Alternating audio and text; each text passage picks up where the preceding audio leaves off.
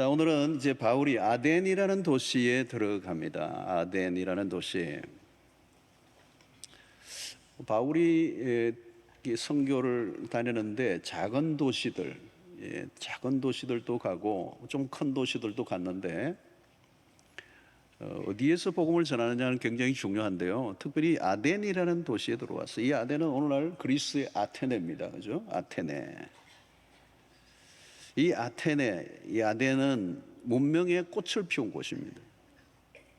유럽에 영향을 줬죠. 어마어마한 영향을 끼쳤습니다. 로마가 정치적으로는 앞섰지만 문화적으로는 그리스의 영향을 받았거든요. 물론 이 바울이 아덴에 들어간 시점은 아덴의 영광이 시들고 있을 때예요. 전성기는 아니었습니다.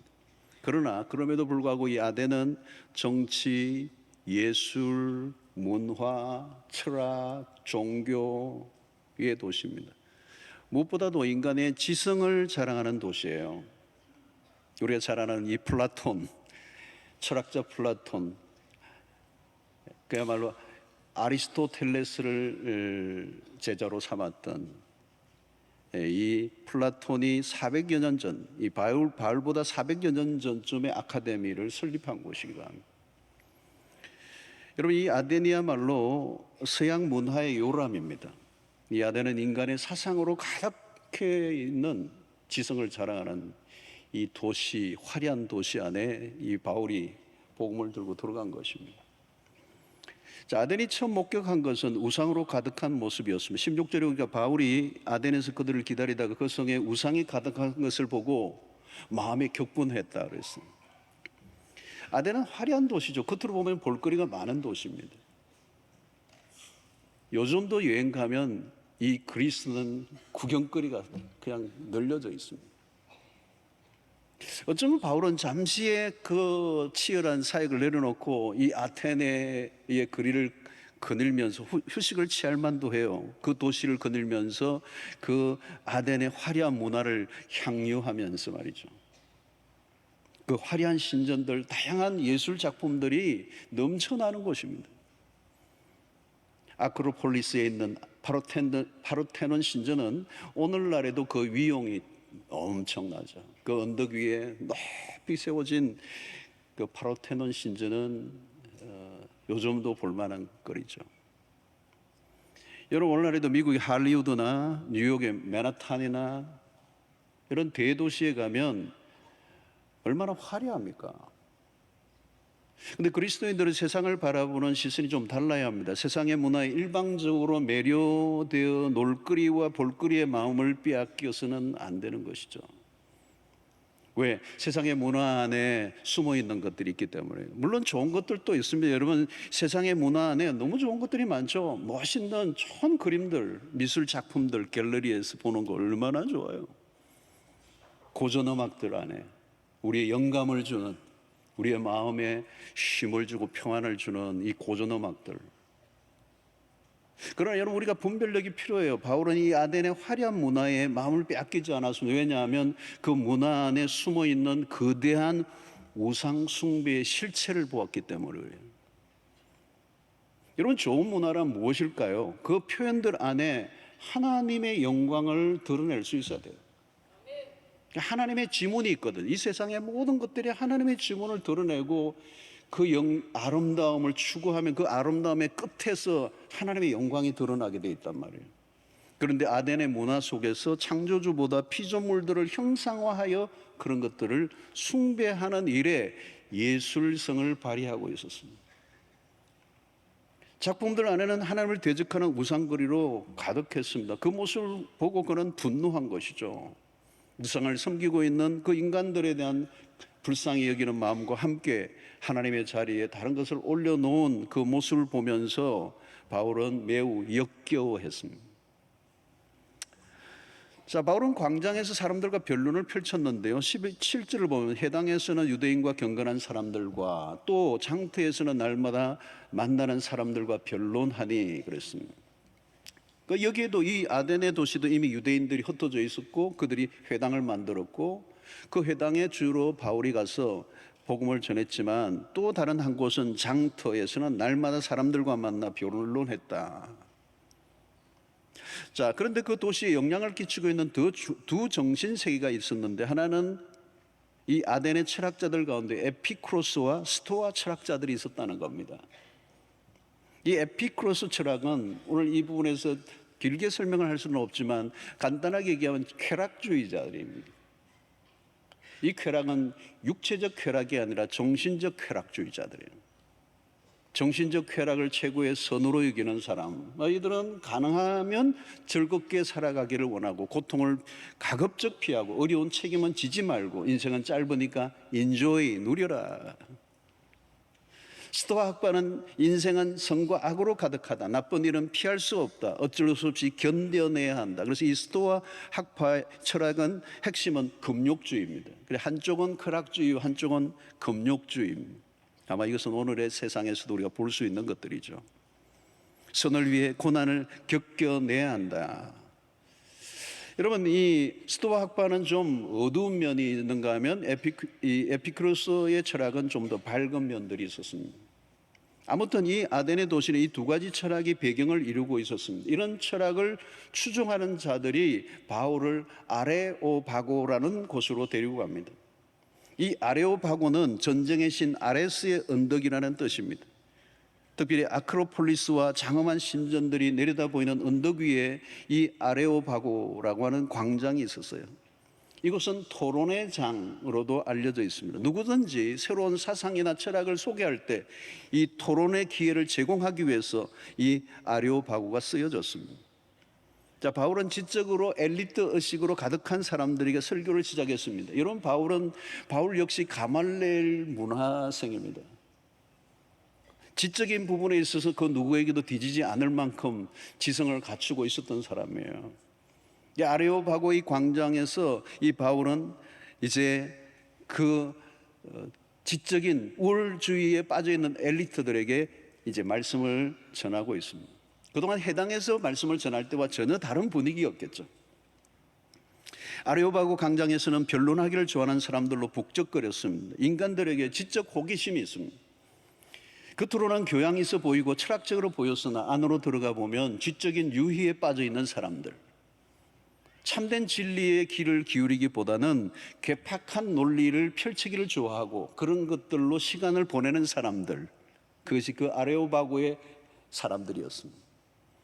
18절을 보면 어떤 에피쿠로스와 스토아 철학자들도 바울과 쟁론할 때 어떤 사람은 이르되 이 말쟁이가 무슨 말을 하고자 하느냐 하고 어떤 사람은 이르되 이방신들을 전하는 사람인가 보다 하니 이는 바울이 예수와 부활을 전하기 때문이라 그랬습니다.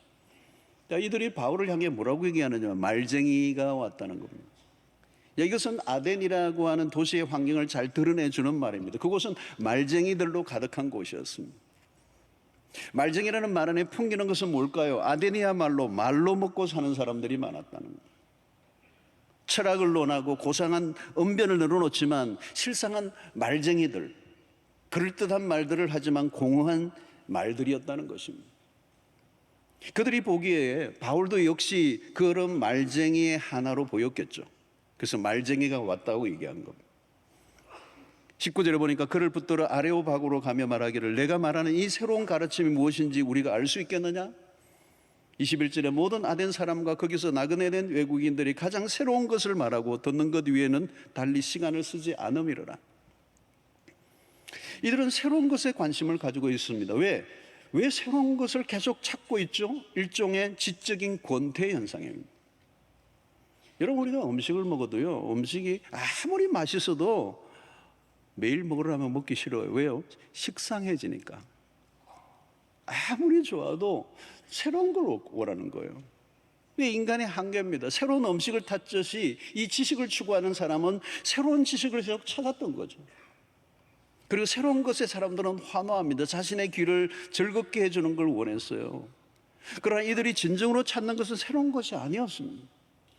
실제 고대 사회에서 새로운 것이란 경멸의 대상입니다. 새로운 사상, 그건 날 것이라는 거죠. 무슨 새로운 것을 가지고 거들먹거리느냐, 여기에서는 어림도 없다라는 분위기가 여기에 있는 것입니다. 그래서 바울에게 너가 한번 새로운 것을 얘기해봐, 그러나 새로운 것이 없을걸, 이런 분위기가 오늘 여기 깔려 있습니다. 자, 이들은 진리를 추구하지만 진정한 진리에 관심이 없는 사람들. 바울이 전하는 말씀을 지적 호기심으로 대했습니다. 진리에 대한 관심이 아니고 지적인 탐닉이었다는 것입니다. 새로운 것을 듣고 즐기는 정신적 쾌락주의자들, 그들은 말하고 듣는 것으로 세월을 보냈습니다. 매일 듣고 매일 말하지만 자신의 삶의 변화와는 전혀 상관이 없는 것들이에요. 여러분, 우리 신앙도 자칫하면 말잔치로 끝날 수가 있습니다. 성경의 지식을 아는 것으로 끝나버린다면 우리도 말잔치로 끝나요. 설교자는 말하는 것으로 끝나버리고 듣는 청중도 듣는 것으로 끝나버린다면 오늘날의 에피큐리안이라고 될 수 있는 거예요. 지적 쾌락주의자라는 거. 듣는 것 이상의 다른 의미가 전혀 없는, 그래서 새로운 것을 늘 듣고 말하는 것에만 시간을 사용하고 있는 그 사람들, 그것이 아레오바고에서 있었던 일상들이었다는 겁니다. 여러분, 오늘날에도 아레오바고 광장이 있습니다. 온갖 세상의 이론과 철학으로 우상으로 가득한 세상, 우리가 살고 있는 세상은 아덴의 연장선상입니다. 여러분, 사람들을 만나보십시오. 얼마나 자아도취적 삶을 살아가고 있습니다. 자기가 만든 세계에, 자기가 만든 어떤 철학에 스스로 갇혀 살고 있습니다. 오늘날에도 지적 우월주의에 빠져서 살아가는 사람들이 얼마나 많습니까? 오늘 우리는 지성사회라고 얘기하죠. 그래서 지적 우울감에 빠져 있는 사람들, 무신론자들이 요즘은, 여러분, 옛날에는 무식하게 무신론자들이 많았는데 요즘 유식한 무신론자들이 많아졌어요. 오늘 현대 과학이 이루어놓은 그 문명에 스스로 인간이 도취되어 있습니다. 어디를 가나 아레오바고 광장과 같아요. 그래서 전도를 해보면 호락호락하지 않습니다. 자칫하면 전도 당합니다. 뭔 철학들이 그렇게 대단하게 가지고 있는 거죠. 자, 이제 바울이 설교를 시작합니다. 22절에 바울이 아레오바고 가운데 서서 말하되 아덴 사람들아, 너희를 보니 범사에 종교심이 많도다. 자, 바울은 아덴 사람들이 범사에 종교성이 많도다, 약간은 지켜주는 듯한 말이에요. 그러나 그 안에는 뼈가 있는 말이죠. 여러분, 종교가 무엇입니까? 누가 종교를 만든 것이죠? 종교는 인간이 만든 것입니다. 자신이 신이 되기도 하고 신을 만들기도 하는 게 인간이에요. 하나님의 영광을 거짓 것으로 바꿔놓는 것이 종교입니다. 여러분, 종교는 하나님에 대한 왜곡에서 나온 겁니다. 인간은 하나님을 섬기는 것을 거부하고 우상으로 돌아서 버렸어요. 여러분, 종교는 위험한 것이죠. 종교는 하나님으로부터 멀어져 가는 것입니다. 자칫하면 기독교도 종교로 만들 수 있습니다. 성경의 하나님이 아니라 우리가 만든 하나님으로 대체하면 그렇게 됩니다. 시내산에 모세가 올라가서 있는 동안에 산 아래에서 모세의 형 아론이 금송아지를, 백성들과 함께 금송아지를 만들고 그 금송아지를 향하여 뭐라고 그랬습니까? 하나님이라고 하자고 그랬어요. 내가 만든 하나님, 내가 만든 신, 내가 만든 종교, 인간이 만든 종교. 실상 겉으로는 그럴듯하려 보이지만 그 실상에는 아무것도 없는 것이다. 23절에 보니까 내가 두루다니며 너희가 위하는 것들을 보다가 알지 못하는 신에게라고 새긴 단도 보았으니 그런즉 너희가 알지 못하고 위하는 그것을 내가 너희에게 알게 하리라. 바울이 아덴의 도시를 다니면서 본 곳은 무수한 우상을 섬기는 제단들, 그런데 그 가운데서 특이한 광경을 보았어요. 신을 섬기는 제단이 있는데 그 신의 이름이 없어. 근데 그 제단 앞에 이렇게 써놓은 거죠. 알지 못하는 신에게랑.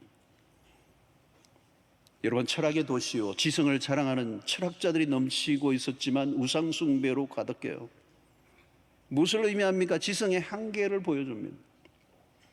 인간의 지성이 공허한 인간의 마음을 채워주지 못합니다. 그들은 알지 못하는 섬깁니다. 웃기지 않아요? 누구를 섬기는지 모르는데 알지 못하는 신. 그래서 그들은 별별 우상을 다 만들어 섬겼어요. 온갖 종류의 할 수 있는 것이라면 다 형상화해서 우상을 만들었어요. 그런데 혹시 내가 우상을 만들며 빠뜨린 신이 있지는 않을까라는 염려 속에서 알지 못하는 신이라는 단을 만든 거예요. 혹시 우리가 신을 빠뜨려 그 신의 노여움을 받지 않을까라는 두려움이 있었기 때문에 혹시라도 우리가 놓치고 있는 신이 있다면 용서해달라고 알지 못하는 신에게 우리가 제단을 만들어 섬긴다는 거예요. 여러분, 종교 시장은 시들지 않습니다. 인간은 둘 중 하나예요. 하나님을 섬기든지 우상을 섬기든지 둘 중 하나입니다. 무엇인가를 섬깁니다. 중간지대 없습니다. 무신론자도 무언가를 섬기는 거예요. 이런 무신론을 가지려고 하면 신이 없다는 것을 믿어야 되거든요. 그 믿음이 종교잖아요. 인간은 무엇인가를 믿어야 돼요. 인간 스스로 부족하다는 걸 알기 때문에 무엇인가를 의지하고 싶어 하는 거예요. 문제는 무엇을 의지해야 하는지를 모른다는 거예요. 그래서 거대한 종교 시장이 만들어지는 이유는 인간의 무지 몽매함 때문이라는 거예요. 성도 여러분, 인간은 생각보다 미련합니다. 똑똑해 보이는데 한없이 어리석습니다. 우상이 없이는 못 살아요. 그것을 만들어 스스로 예속되고 끌려다니는 거예요. 이게 인간의 한계입니다. 그래서 온통 세상은 우상 전시장이요. 존 칼빈의 이야기에 의하면 인간은 우상 공장이라는 거예요. 인간의 마음이 우둔하여지고 얼마나 미련한가를 보여주는 것입니다. 그래서 종교성을 가지고 있다는 것은 무엇을 의미합니까? 보이지 않는 영역에 대한 어떤 갈망이 있다는 거예요. 갈망. 내면에 깊은 갈망이 있는데 그 갈망을 계속 거슬러 가면 C.S. 루이스에 의하면 그 갈망의 끝에 가면 하나님을 만나게 돼 있어요. 근데 하나님에게까지 가지 않고 허접한 그들의 욕망을 투사하여 우상을 만들어 멈춰버린다는 거예요. 무수하게 차려놓은 제단들이 인간의 내면을 절실하게 드러내는 것이죠. 우상숭배는 그러므로 인간의 욕망의 분출이에요. 은이나 금이나 돌이나 나무에 새겨서 숭배하려고 합니다. 우상을 보면 그것을 만들어낸 인간의 수준을 알 수 있습니다. 조금만 들어가면 질이 낮아요. 천박하기 거지 없다는 거죠. 인간의 무지함이 적나라하게 드러나는 것입니다. 여러분, 오늘날의 우상은 무엇입니까? 오늘날의 우상은 돈입니다. 스포츠에 열광하는 모습에도 현대인들의 우상을 봅니다. 유럽의 프리미어 리그 축구에 대한 유럽인들의 열광은 놀랍죠. 미국의 농구나 미식축구, 야구에서도 아이돌들이 있습니다. 사람들은 그들에게 환호합니다. 그런 곳에는 천문학적인 돈이 오고 갑니다. 미국의 농구 선수 가운데 LA 레이커스 소속 르브론 제임스는 연봉 4,800만 불. 그거는 기본이고 기타 수입이 8천만 불. 합쳐서 1억 2,820만 불. 우리 돈으로 환산하면 1,765. 제가 계산한다고 아침에 혼났어요. 한 사람의 스타가 받는 1년 수입이 1,760억이에요.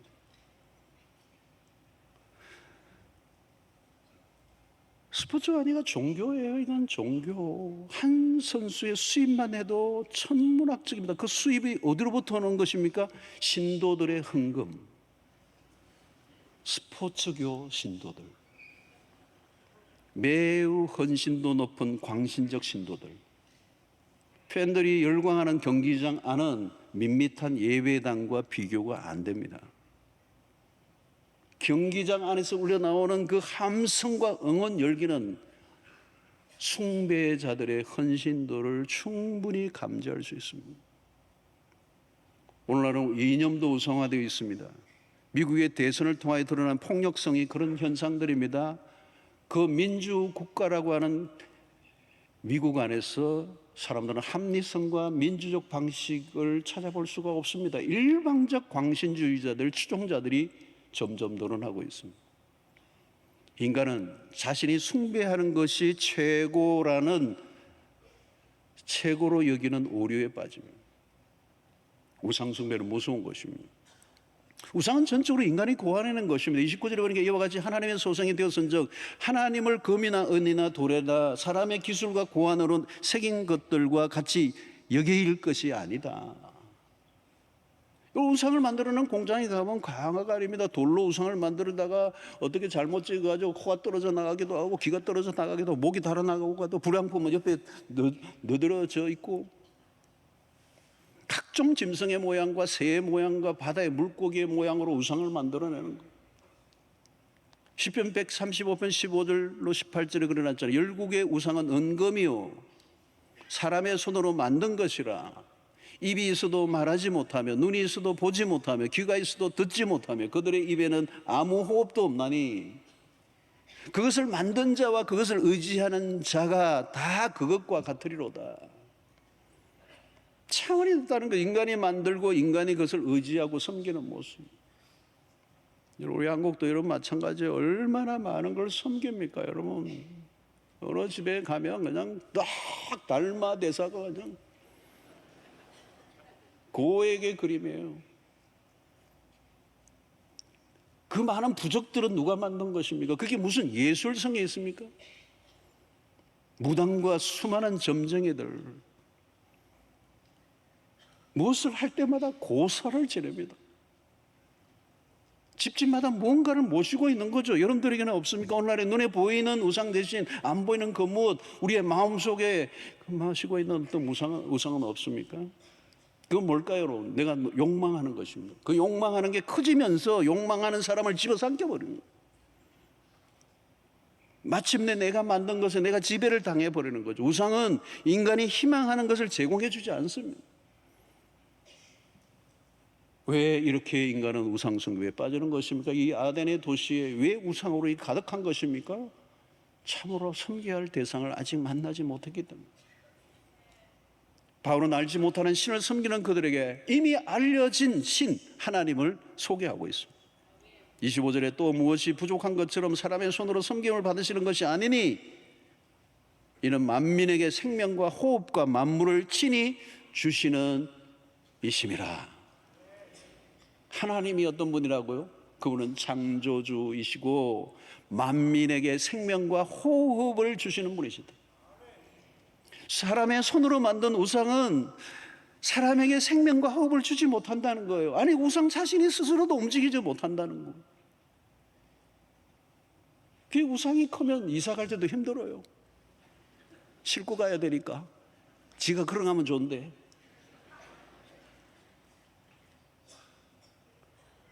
여기 바울은 중요한 걸 다루는 거예요. 생명을 줄 수 있는가 하는 거죠. 이 생명이 어디로부터 오느냐는 거죠. 여러분, 철학이 생명을 줍니까? 사상이 생명을 줍니까? 이념이 생명을 줍니까? 종교가 생명을 줍니까? 생명은 오직 하나님으로부터 온 거예요. 창조주로부터 온다는 거예요. 창조주로부터 온다. 26절에 인류의 모든 족속을 한 혈통으로 만드사 온 땅에 살게 하시고 그들의 연대를 정하시며 거주의 경계를 한정하셨으니 28절에 우리가 그를 힘입어 살며 기동하며 존재하느니라.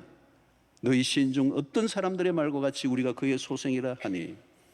여러분, 우리가 그분을 힘입어 살고 있는 거예요.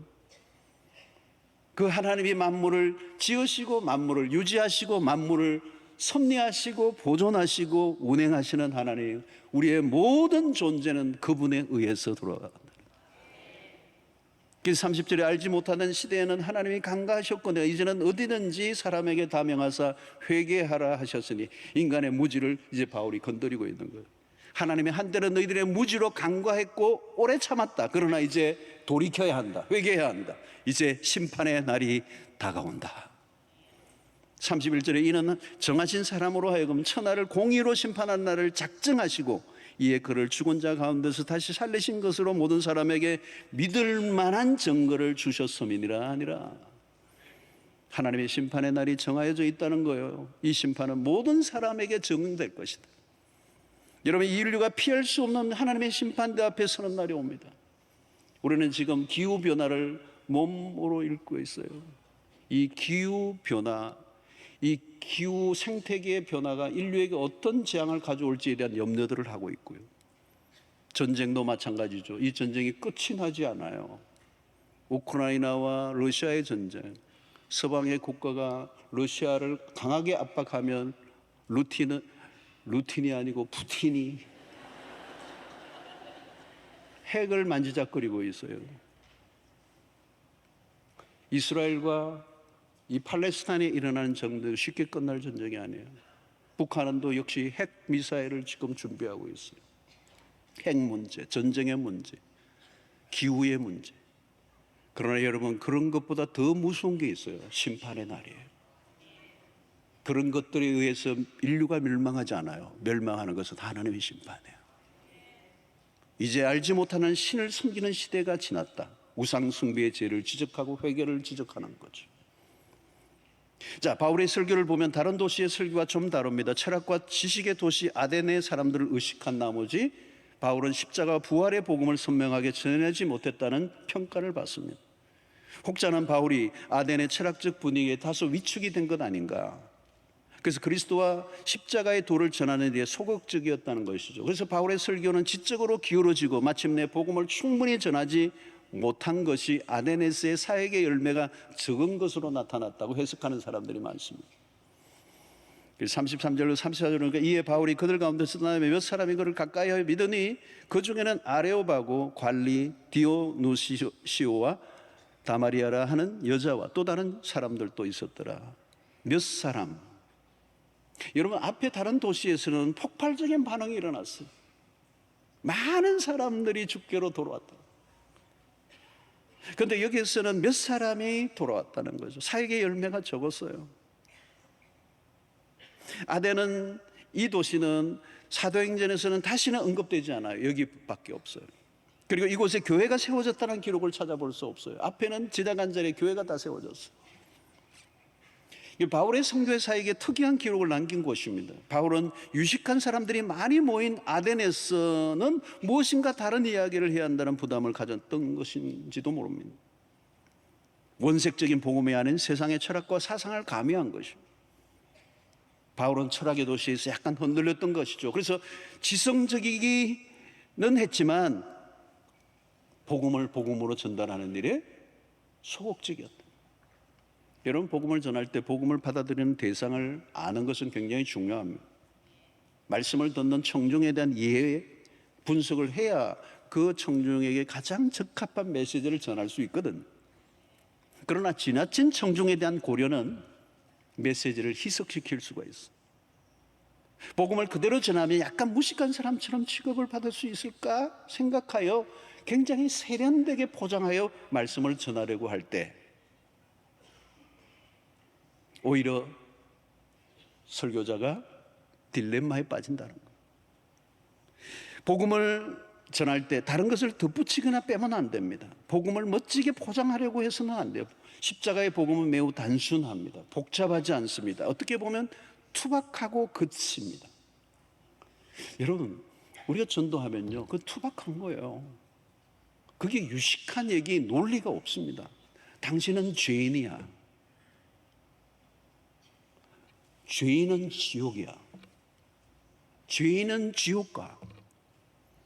예수를 믿어야 구원을 받아. 다른 길은 없어. 여러분, 이게 얼마나 거친 얘기예요. 얼마나 투박해요. 얼마나 배따지게요. 그러나 그것이 복음이에요. 둘러 얘기하면 무슨 말인지 못 알아들어요. 고린도전서 1장 18절에 보세요. 십자가의 도가 멸망하는 자에게는 미련한 거예요. 멸망하는 자들은 그 십자가의 도를 들으면 미련한 거죠. 무슨 말도 안 되는 소리예요. 그러나 구원을 받는 우리에게는 하나님의 능력이라는 거예요. 21절에 그러니까 하나님의 지혜에 있어는 이 세상이 자기의 지혜로 하나님을 알지 못함으로 인간의 지성으로 아덴의 철학자들이 하나님을 알지 못해요. 그래서 하나님께서는 그 다음에 뭐예요? 전도에 미련한 것으로 믿는 자들을 구원하시기를 기뻐하신다는 거예요. 여러분, 전도로 미련한 거예요. 지성적인 게 아니에요. 세련된 게 아니에요. 전도는 그냥 미련한 방법이에요. 예수 믿어. 구원 받아. 죄 용서함 받아. 그 길밖에 없어.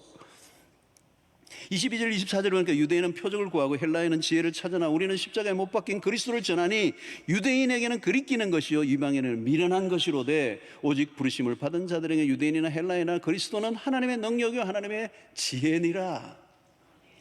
이 복음에는 능력이 있습니다. 복음은 하나님의 지혜입니다. 세상의 지혜는 뭔가 있어 보입니다. 결국은 있어 보이는데 아무것도 없어요. 이상한 것으로 빠져버려요. 아덴의 철학들이 어디로 갔습니까? 그들의 지성이, 그들의 지혜가 어디로 갔어요? 우상숭배로 가버렸어요. 우상숭배, 동성애와 같은 성적 방종으로 가버렸어요. 여러분, 하나님으로부터 이탈하면 모든 게 어긋나게 됩니다. 왜 사람들은 복음을 그리끼는 것으로 받아들일까요? 인간이 가진 환상을 깨뜨리니까. 당신 죄인이야. 인간의 죄를 적나라하게 드러내니까 그 복음을 그리키는 것으로 받아들인다는 거예요. 그러나 그 복음을 받아야 구원을 얻는 다른 길이 없기 때문에. 그래서 바울은 아덴을 떠나서 그 다음 도시가 어딘가 하면 고린도 지방으로 가요. 자, 고린도서 2장 1절로 2절을 보면, 형제들아 내가 너희에게 나아가 하나님의 증거를 전할 때에, 복음을 전할 때에 말과 지혜의 아름다운 것으로 아니하였나니. 자, 이건 뭘 연상하게 됩니까? 아데네스의 기억이 여기에 쓰여 있는 거. 내가 말과 지혜의 아름다운 것으로 하지 않겠다는 거. 내가 너희 중에서 예수 그리스도와 그의 십자가에 못 박히신 것 외에는 아무것도 알지 아니하기로 작정하였습니다. 십자가의 복음, 십자가에 못 가신 외에는 내가 아무것도 알지 아니하기로 작정했다. 바울이 가말리엘 문화에 지성을 갖추고 있는 진짜 학문으로도 하나 하는 사람이었는데, 그게 아데네에 가서 그들의 철학자가 맞붙어서 했는데 복음의 원색적을 전달하지 않으로 자기에 왔던 그 어떤 아픔들이 있었던 것 같아요. 이제 나는 그 지성, 옛날에 그 잘난 내 그 지식을 더 이상 자랑하지 않겠다. 그리스도와 그의 십자가에 못 박히신 외에는 아무것도 알지 아니하기로 작정합니다. 이것은 아데네스의 실망스러운 결과 때문이었을 것이죠. 사랑하는 성도는, 복음에는 세상의 철학과 사상과 이념을 압도하는 능력이 있습니다. 복음을 순수하게 있는 그대로 전하면 되는 거예요. 가미할 게 없어요. 가끔 복음만으로 안 될 것 같아 자기의 생각을 집어넣는 경우가 있습니다. 그건 뭐냐면 복음을 모르기 때문이에요. 복음을 경험한 사람은 복음을 축소시키려거나 미워하거나 가미하지 않아요. 복음 자체로 충분하다. 제가 전도 집회를 할 때, 우리 교회에서 전도 집회할 때 설교가 일반 성도들이 밋밋할 수 있어. 그러나 그 자체가 복음이기 때문에 처음 믿는 사람에게는 그게 가장 위력 있는 거예요. 제가 세련된 멋있는 얘기로 해서 하려고 하지 않아. 그냥 복음, 그리스도를 증거하는, 십자가를 전하고 죄의 문제를 다루는 아주 심플한 복음을 전하는 것이 거기에 있는 것입니다. 사랑하는 성도는, 복음은 기독교의 중심에 있습니다. 세상에 필요한 것은 더 나은 철학이나 사상이 아닙니다. 더 멋진 제도나 시스템이 아니에요. 세상에 필요한 것은 복음입니다. 왜? 복음이 사람을 살리고, 복음이 사람을 뒤집어 놓고, 복음이 세상을 변화시킬 수 있는 유일한 길이기 때문에 그렇습니다. 이념이나 제도가 세상을 바꿀 수 없습니다. 복음만이 죄의 문제를 해결할 수 있는 유일한 길이요, 죄의 문제를 해결하지 못하면 답이 없습니다. 죄의 문제를 해결하지 않는 인간이 세상을 어떻게 바꿀 수가 있겠어요? 자기 죄의 문제도 해결하지 않았는데 어떻게 누구를, 어떤 세상을, 어떤 시스템을 바꾸겠어요? 바꿀 수 없는 것입니다. 자, 아덴은 그토록은 바울에 대해서 관대했습니다. 아레오바고 광장에서 말씀을 전할 수 있는 기회를 줬잖아요. 여러분, 앞부분에 다른 도시에서는 막 두들겨 패고 감옥에 집어넣고, 근데 이 아덴은 그렇지 않아. 굉장히 근사하고 나이스하고 젠틀하고 개방적이고 새로운 것에 관심도 더 높았고, 말씀을 전할 때 아주 수긍도 하고. 여러분, 우리가 전도를 할 때 이런 분들을 만납니다. 아덴 사람과 같이 굉장히 고상하고 아주 지성적이고 젠틀하고 온화하고 막 복음을 전하면 막 고개도 끄덕거리고, 근데 나중에 믿을 것 같아 보이는데 결정적인 순간에 교회는 안 나갑니다. 겉으로는 우호적인데 만만치 않은 사람이에요. 여러분, 안 믿는 남편 가운데 부인을 아주 교회 앞까지 다 데려다 주고요, 또 마칠 때 되면 다 또 데리고 오고요, 절대 교회는 안 들어오고 모두 헌금도 다 챙겨주고요, 다 해요. 너무 교회 열심히 가라는 거예요. 좋다는 거예요. 근데 자기는 안 와요. 그럴 때 10년, 20년을 그렇게 하시는 분이 계세요. 근데 어떤 남편은요, 그냥 부인이 교회 간다고 막 구타도 하고요, 그냥 성경적도 찢어버리고요. 근데 그분은 교회 나올 가능성이 굉장히 높은 분이에요. 그런 분들이 한두 명이 아니에요. 아주 몰랑몰랑하신 분이 힘들어요. 다 될 것 같은데 안 돼요. 교회 입구까지 왔어요. 커피까지도 마시는데 갚버려요. 교회 좋다는 거예요. 부인도 가라는 거예요. 애들도 가라는 거예요. 나 안 간다는 거예요. 사랑하는 성도 여러분, 오히려 적극적으로 복음에 반대하고 핍박하던 곳에 더 많은 열매가 맺히는 거죠. 이게 우리가 모르는 겁니다. 그러니까 우리가 해야 될 일은 뭐냐면 저 사람을 예수 믿게 하는지 믿게 하지 않는 걸 우리가 할 수 있는 일이 아니에요. 그냥 선포를 하는 겁니다. 예수 그리스도의 피 묻은 십자가의 복음을 그냥 전하는 거예요. 복음은 토론의 대상이 아닙니다. 복음을 가지고 논쟁할 필요가 없습니다. 논쟁할 이유가 없습니다. 여러분, 복음은 이미 하나님이 인간을 구원해 내시기 위해서 드러내신 구원의 길이에요. 이미 하나님이 해서 다 해놓으신 거예요. 인간을 위해서 모든 걸 다 해놓으신 거예요. 그러니까 이걸 받을 거냐 말 거냐만 선택하는 거예요. 이걸 가지고 뭐 회의를 하고 뭐 다수결로 하고 아니면 이걸 가지고 뭐 논쟁을 하고 토론을 하고 할 게 아니에요. 받아들일 건가 안 받을 건가만 결정되는 거예요. 왜? 하나님의 편에서 이미 구원에 관련된 모든 것은 다 예비해 놓으신 것이기 때문에, 이미 다 드러난 것이기 때문에. 그러므로 오늘 우리가 할 일도 마찬가지. 성경이 말씀하시는 대로 복음을 그대로 전하면 되는 거. 그 다음에 하나님이 하시는 거. 낙심할 필요 없습니다, 여러분. 내가 전했는데 안 믿어? 낙심하지 마세요. 지금 안 믿어도 나중에 믿을 수도 있고요. 지금 믿을 수도 있고요. 반응이 다르다는 거죠. 우리가 할 일은 뭘까요? 이 복음을 담대하게 전하는 것입니다. 이 복음의 위력이 있음을 우리가 믿기 때문에. 오늘 우리가 이게 참사한 우리 모두가 그 복음의 위력을 우리가 경험한 사람들.